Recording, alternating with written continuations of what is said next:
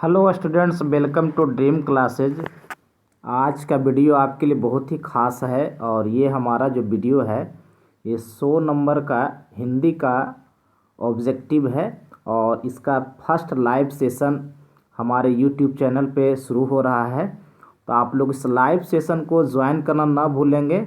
और बहुत सारे बच्चों को कमेंट आती है हमारे कमेंट बॉक्स में कि सर आप सिर्फ फिजिक्स, केमिस्ट्री, बायो और मैथ का ही लाइव टेस्ट लेते हैं। तो चलिए आज का सेशन का शुरुआत हम 100 नंबर के हिंदी से करते हैं। जैसा कि देखिए आपके स्क्रीन बोर्ड पे लिखा हुआ है, ठीक है। ये हमारा 100 नंबर का हिंदी का फर्स्ट लाइव टेस्ट है। ये हमारा क्या है, ये फर्स्ट लाइव टेस्ट है, ठीक है। और इस लाइव टेस्ट को ज्वाइन करना आप लोग ना भूलेंगे और आप लोग कमेंट कर हमें बताएंगे कि आपका ये लाइव का ऑब्जेक्टिव टेस्ट कैसा रहा, ठीक है। तो चलिए हमारा जैसा कि आपके स्क्रीन बोर्ड पे पहला क्वेश्चन है, कहता है हिंदी साहित्य का सूर्य किसे कहा जाता है। इसमें 4 विकल्प है, यानी कि प्रत्येक क्वेश्चन का 4 विकल्प है। पहला है क सूरदास, ख विद्यापति, ग तुलसीदास और घ कबीरदास। आप आंसर ABCD में भी करके दे सकते हैं, ठीक है। तो चलिए आप लोग इस लाइव सेशन को ज्वाइन करना ना भूलें और हमें बताइएगा कि आज का लाइव ऑब्जेक्टिव टेस्ट में सॉल्यूशन विथ आंसर और हमारा क्वेश्चन कैसा है, ठीक है। तो चलिए मैं देख रहा हूँ बहुत सारे बच्चे जो है लाइव आना शुरू हो गए हैं और इस लाइव सेशन आपके लिए बहुत ही खास है। आर्ट्स के बच्चों के लिए भी है और साइंस के बच्चों के लिए भी है, क्योंकि हमारा कंपलसरी पेपर है ये 100 नंबर का हिंदी, 100 नंबर का इंग्लिश, 50 हिंदी और 50 इंग्लिश, ठीक है। तो चलिए और एक ज़रूरी आवश्यक सूचना मैं देना चाहता हूँ कि अब जो है 2021 की जो 12वीं की बोर्ड परीक्षा होगी उसमें आपका कंपलसरी पेपर या 100 नंबर आप हिंदी ले लो या तो 100 नंबर इंग्लिश ले लो। चलिए मैं देख रहा हूँ कि बहुत सारे बच्चे जो हैं इस क्वेश्चन का सॉल्यूशन करना शुरू कर दिए हैं, ठीक है। मैं देखना चाहता हूं कि इस क्वेश्चन का सॉल्यूशन बच्चे क्या कर रहे हैं। तो मैं देख रहा हूं कि बहुत सारे बच्चे सही भी कर रहे हैं और आंसर गलत भी कर रहे हैं।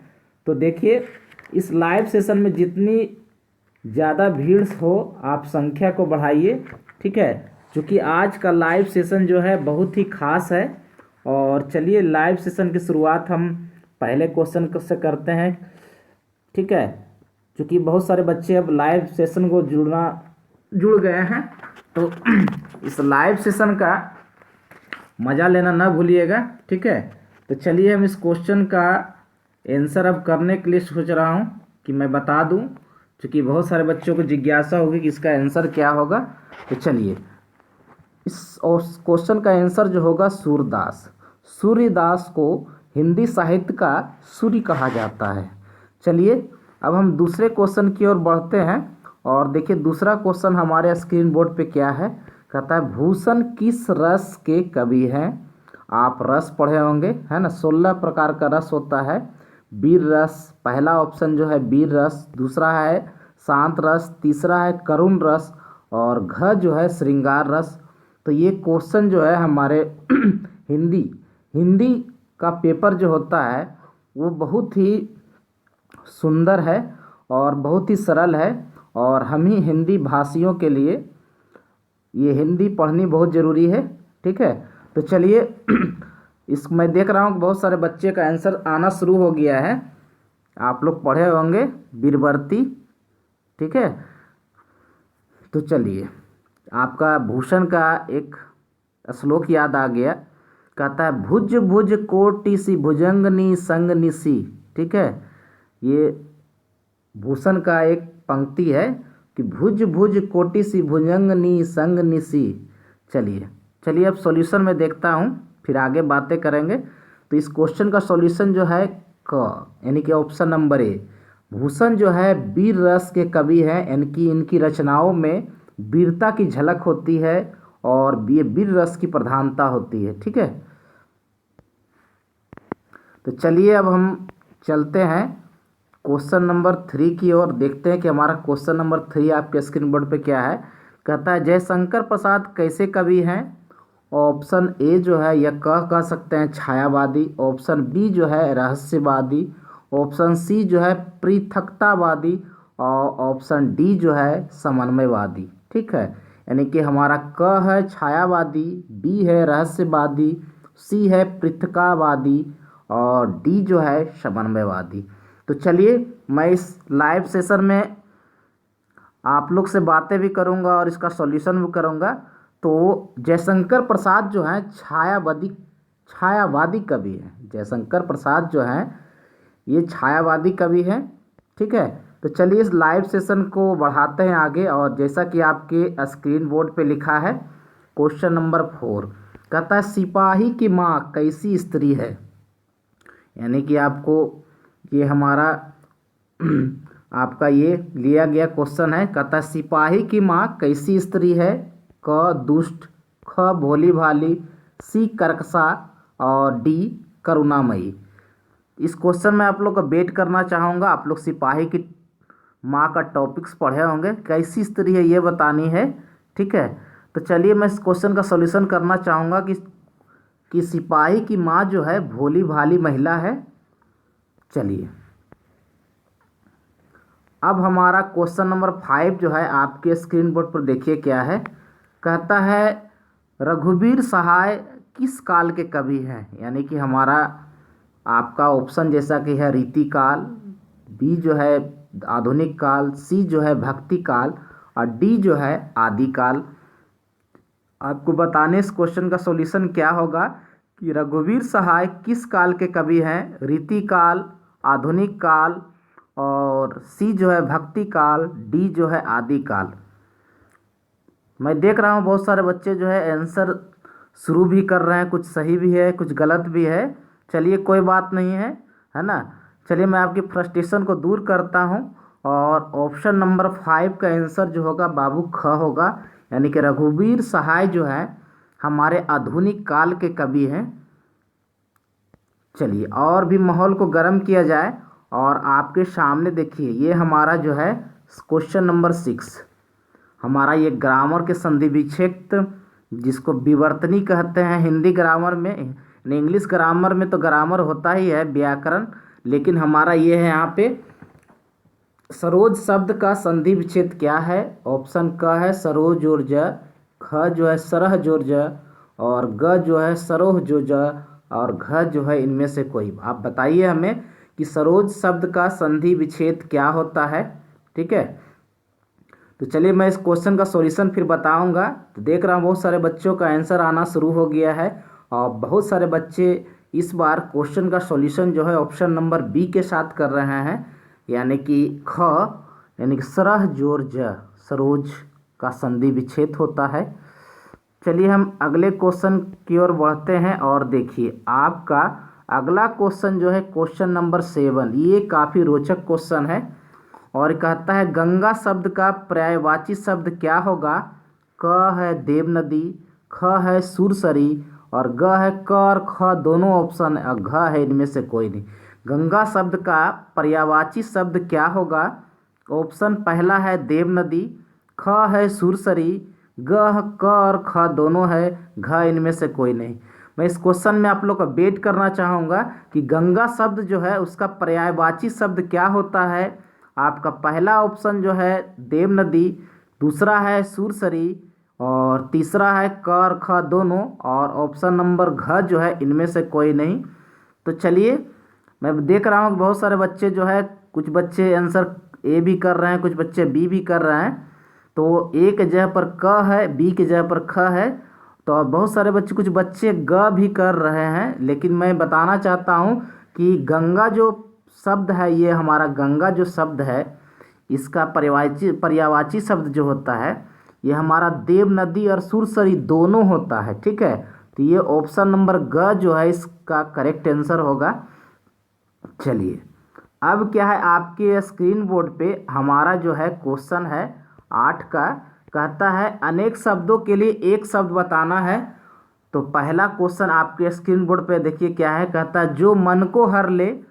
ऑप्शन पहला है मनोहर, ख है मुरली और ग है क और ख दोनों, और डी जो है घ जो है, इनमें से कोई नहीं। यानी मेरी बातों को सुनिए फिर इसका आंसर कीजिएगा। कहता है कि जो मन को हर ले उसी के बदले हम एक शब्द हमको बताना ही है। तो चलिए मैं क्वेश्चन के साथ ही ऑप्शन आना शुरू हो गया है। बहुत सारे बच्चे जो है ऑप्शन क भी कर रहे हैं, यानी कि ए भी कर रहे हैं, बी भी कर रहे हैं। ठीक है, तो मैं बता देना चाहता हूँ कि जो मन को हर ले उसे मनोहर कहते हैं। चलिए 8वां नंबर प्रश्न में 2 प्रश्न है, और ये देखिए आपके स्क्रीन बोर्ड पे है दूसरा क्वेश्चन। कहता है जो कम बोलने वाला है उसे हम क्या कहते हैं? ऑप्शन मितभाषी, बी ऑप्शन अल्पभाषी, सी क और ख दोनों, इनमें से कोई नहीं। जो कम बोलने वाला है उसके यानी कि अनेक शब्दों के लिए एक शब्द हमको बतानी है।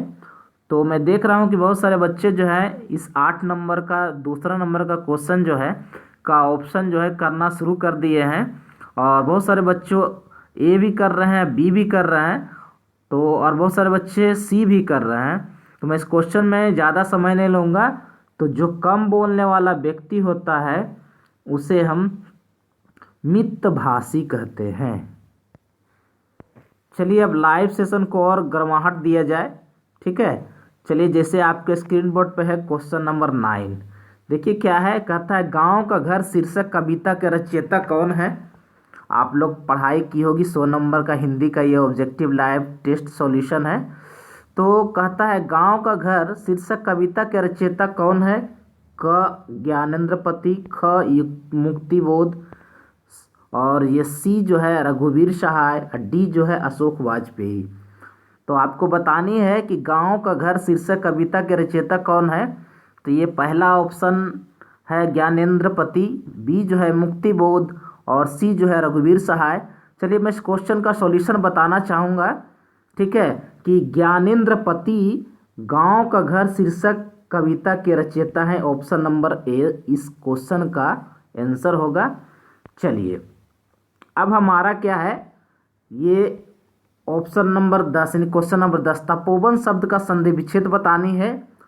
ऑप्शन है ए तपो जोड़ वन, बी जो है तपह जोड़ वन, और सी है क और ख दोनों, डी इनमें से कोई नहीं। तो आपको बतानी है। मैं एक बार बता देना चाहता हूँ कि ये 5 नंबर का आपको संधि विच्छेद आता है। इसमें 5 शब्द होते हैं जिसका संधि विच्छेद करना होता है। तो मैं इस क्वेश्चन में 5 संधि विच्छेद भी लेकर आया हूँ। तो आपका ये दूसरा क्वेश्चन है संधि विच्छेद का, कि तपोवन शब्द का संधि विच्छेद क्या होगा। तो चलिए मैं इस क्वेश्चन का सॉल्यूशन करना चाहूँगा कि ऑप्शन नंबर बी तपह जोड़ वन होता है, ये तपोवन का संधि विच्छेद होता है। चलिए अब 11 नंबर क्वेश्चन आपके स्क्रीन बोर्ड पे है। 11 नंबर क्वेश्चन नंबर 11 कहता है धूम शब्द का विशेषण क्या होगा?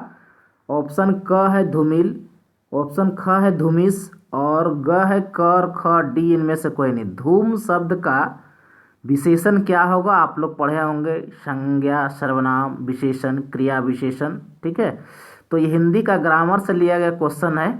तो कहिए ग्रामर का हिंदी व्याकरण का शब्द है कि धूम शब्द का विशेषण क्या होगा। मैं देख रहा हूँ बहुत सारे बच्चे जो है ऑप्शन में कंफ्यूज कर रहे हैं, कुछ ए कर रहे हैं, कुछ बी, कुछ सी भी करना चाह रहे हैं। चलिए धूम शब्द का विशेषण होता है धूमिल।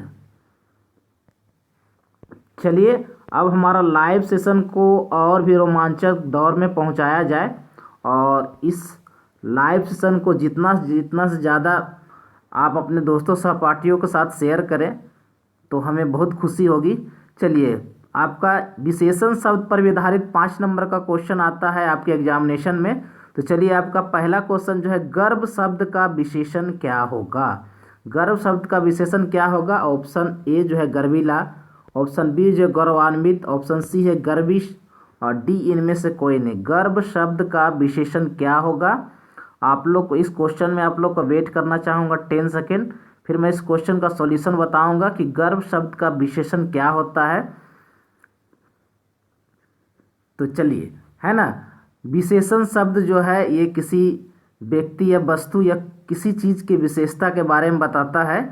तो चलिए मैं इस क्वेश्चन का सॉल्यूशन बताना चाहूँगा कि गर्भ शब्द का जो होता है विशेषण ये गर्विला होता है। गर्विला ऑप्शन नंबर क जो है यानी ए जो है इसका करेक्ट आंसर होगा। चलिए अब हम क्वेश्चन नंबर 13 की ओर बढ़ते हैं। कहता है नामवर सिंह की रचना निम्न में से कौन सी है। क आपका है प्रगति और समाज, ख जूठन, सी हार जीत और ग रोज। नामवर सिंह की रचना निम्न में से कौन सी है। प्रगति और समाज, जूठन, हार जीत और रोज।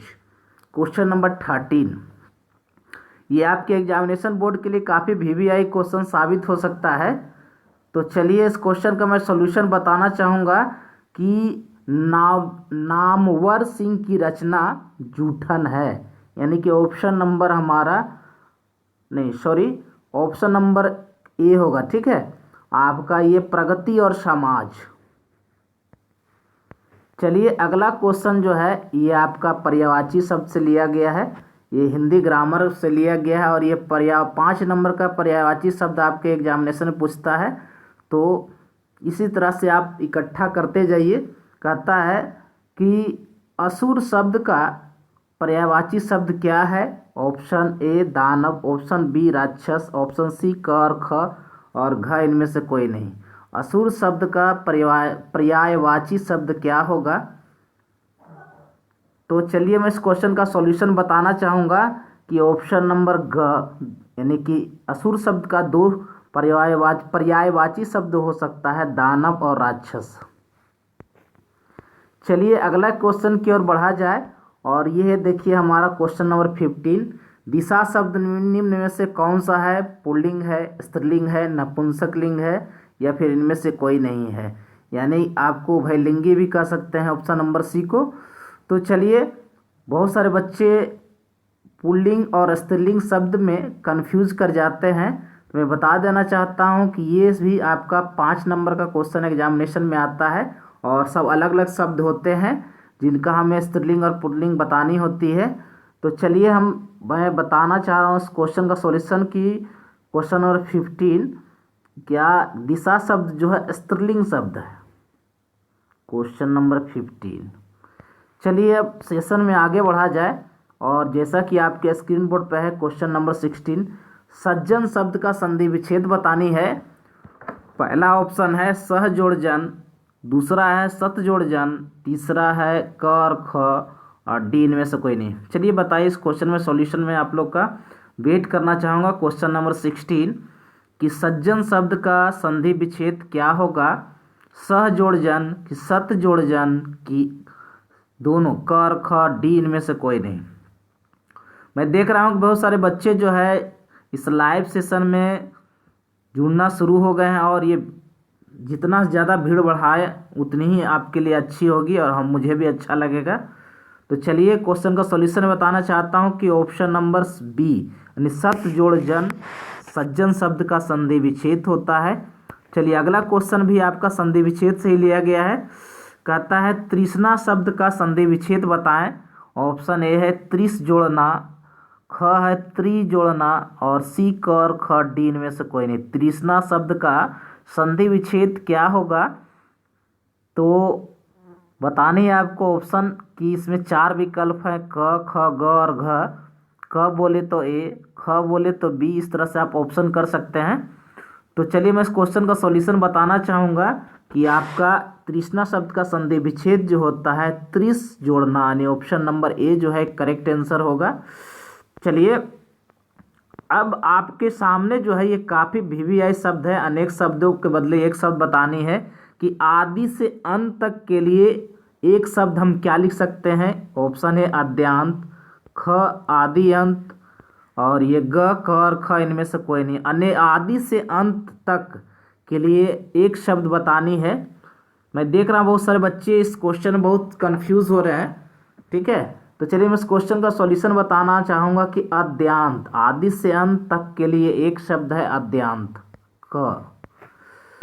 चलिए आपका जो है ये क्वेश्चन नंबर 19 कहता है क्रम शब्द का विशेषण बतानी है और इस क्वेश्चन में आप लोग को वेट करना चाहूँगा। ऑप्शन है क्रमिक, ख है क्रमशः और ये ग है क और ख, डी इनमें से कोई नहीं। ठीक है, तो चलिए क्रम शब्द का विशेषण बताइए आप लोग। मैं देख रहा हूँ कि बहुत सारे बच्चे ऑप्शन ए भी कर रहे हैं, बहुत सारे बच्चे बी भी कर रहे हैं और ये कन्फ्यूजन वाला शब्द है। क्रम शब्द का विशेषण क्या होता है। तो ये बहुत सारे बच्चे इस बार सी भी कर रहे हैं, तो इस क्वेश्चन का आंसर बाबू सी ही होगा, यानी कि क्रमिक भी होगा और क्रमशः भी होगा। ठीक है,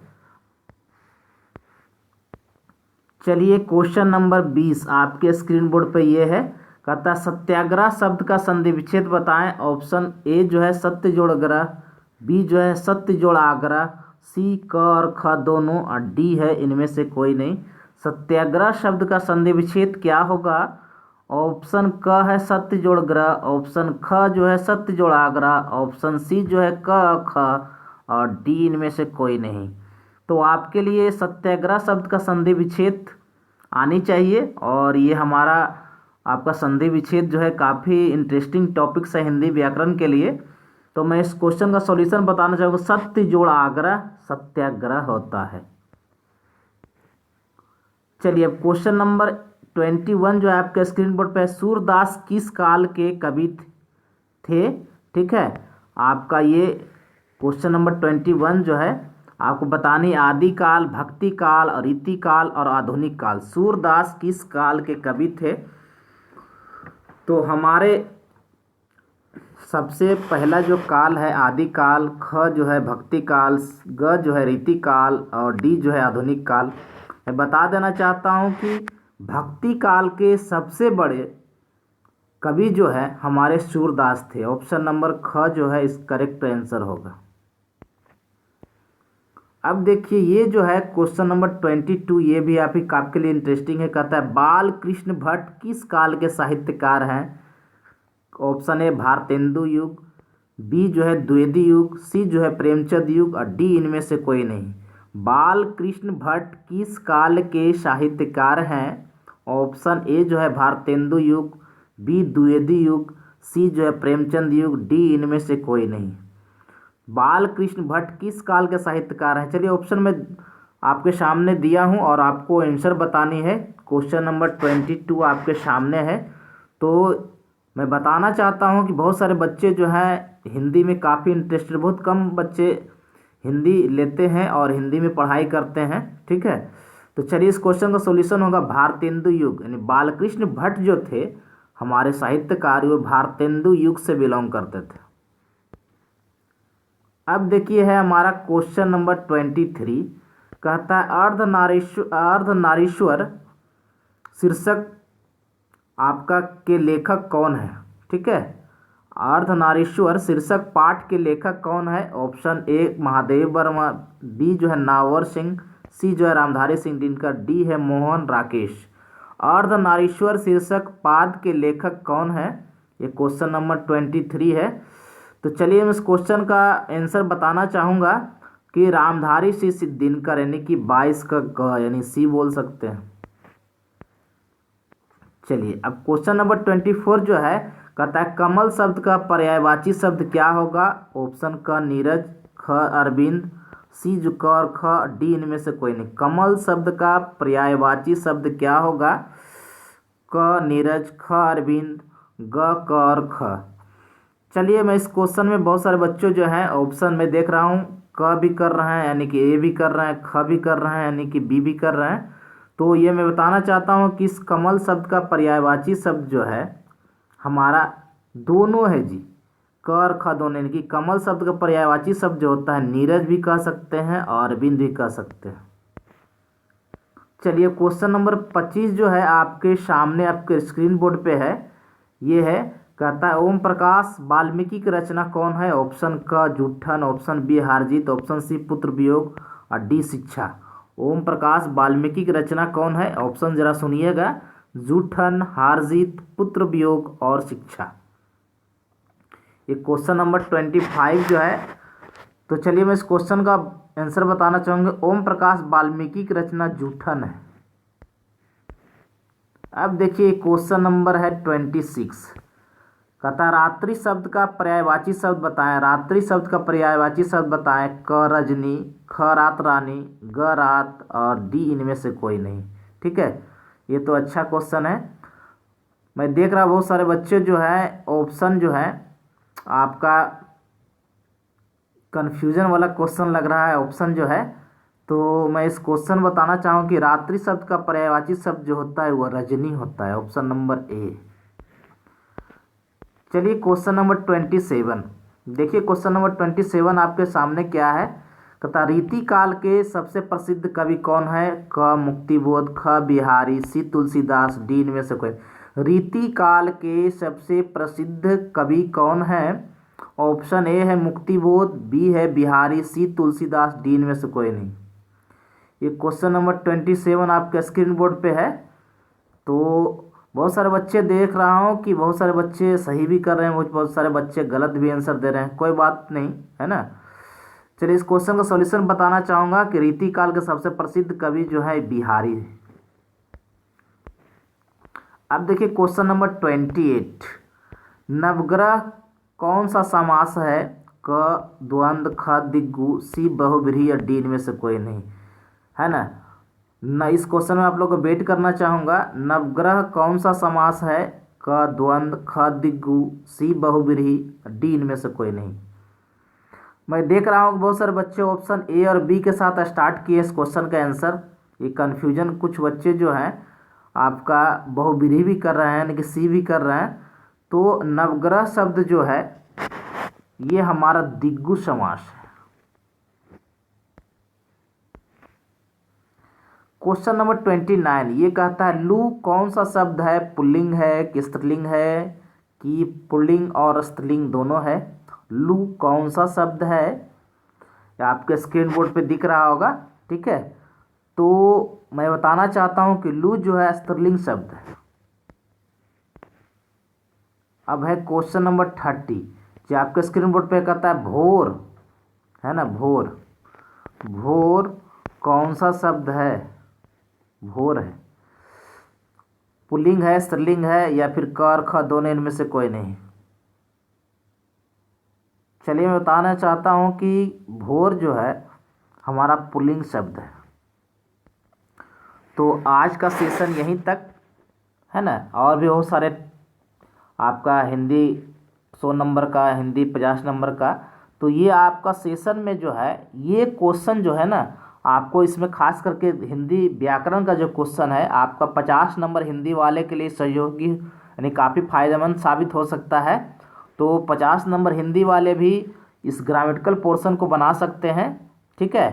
तो चलिए हम आज का सेशन यहीं पर रखते हैं और आप कमेंट बॉक्स में कमेंट करना ना भूलेंगे और बताइएगा कि हमारा आज को जो सेशन है वो आपका और इसमें क्वेश्चन जो है वो कैसा है। और ये चलिए, है ना। तो चलिए मैं आज का सेशन यहीं पे समाप्त करता हूँ और मिलता हूँ नेक्स्ट वीडियो में। Thank you.